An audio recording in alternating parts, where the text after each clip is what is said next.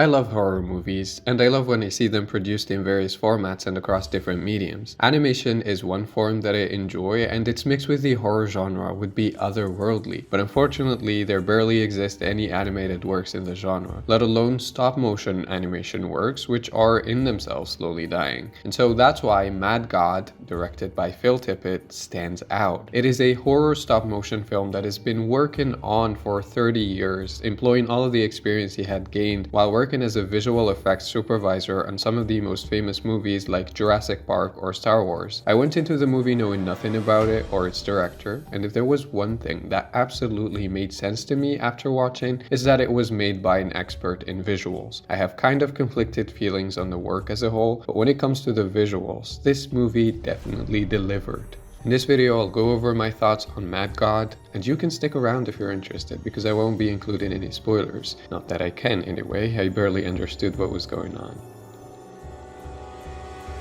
To give a brief synopsis for this movie, you can refer to the title, because what you're going to see is indeed what you can expect in a world associated with a mad god. We follow the journey of an assassin as he goes on a mission while exploring this nightmarish world and gradually witnessing the most sickening monstrosities a human mind can ever come up with. It indeed does not differ from other animation works in the sense that characters get to roam around a magical world, except what you'll see here is not the pretty kind of magic. Now, when it comes to the actual story, there doesn't seem to be any, in fact. Well, there technically is, but the narrative does not seem to be defined in any way, let alone distinctive, or interesting enough to hook you in. It is extremely evident that Mad God is one of those works that were born out of a visual idea rather than a story. The director even admits that. This is a visual work first and foremost, with the story built around the visions the creator had to back it all up. And watching the movie, that is hard to miss. I personally did not have a problem with that, like, at all. I can sit and rewatch this movie forever. To me, it is stunning to look at, and that's enough. But a part of me also likes to ponder on what it could have been if it was supported with a compelling plot. That being said, I completely understand why some viewers wouldn't enjoy it because of this.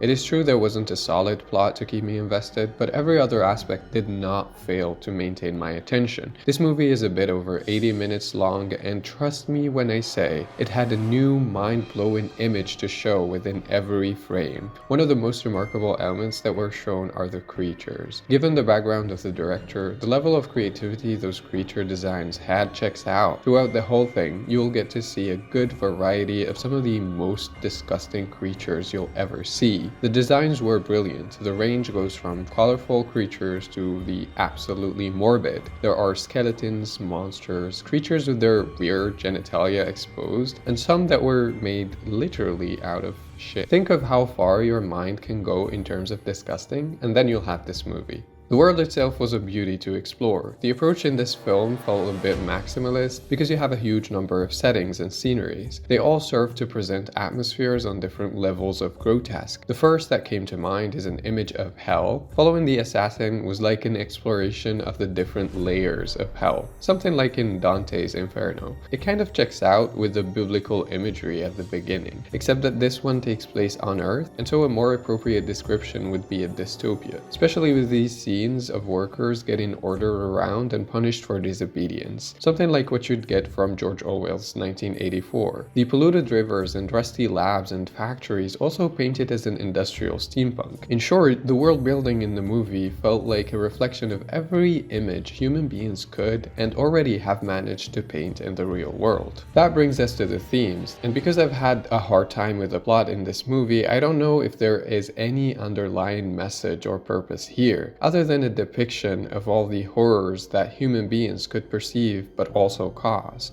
We see images of genocide, murder, suicide, pollution, nuclear explosions, and every possible monstrosity. It is a good portrayal of misery, doom, suffering, and pain in our world, but I honestly don't know if there is anything beyond that to it. What I know is that it all just looks breathtaking. This movie is better taken as a piece of art, an experience if you want. It is imaginative enough to make you appreciate the effort that was put into every frame of it, especially considering that this is stop motion. Be it on the creature designs or the world building. It was also made with an impressive sound design. Since there is no actual dialogue, the movie relies a lot on the sound effects and on the score to guide the viewer through it. All of the sounds implemented serve to add to the experience by setting an appropriate atmosphere and creating enough tension to keep it all alive. All of those elements together make of this movie a unique experience. To me, it's a beautiful one, but I cannot speak for everyone because it can definitely be unpleasant to some. It gets really nasty and does everything in its capacity to present itself as a nightmare. And that's why I loved it, basically. I've said it before in this channel, but I really appreciate it when filmmakers go all the way with their imagination and cinematic potential to create and flex how far they can go with their works. Mad God definitely lives up to that and is one of the most brilliant stop motion works out there. That's it for this video. Thank you so much for watching. Feel free to share your thoughts down below in the comments and subscribe to the channel if you like the content here. Now I've got to say goodbye and see you in another video.